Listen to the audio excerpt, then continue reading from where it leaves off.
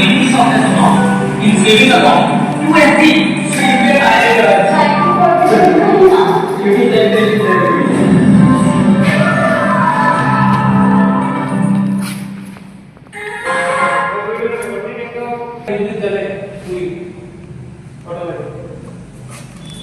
So you can add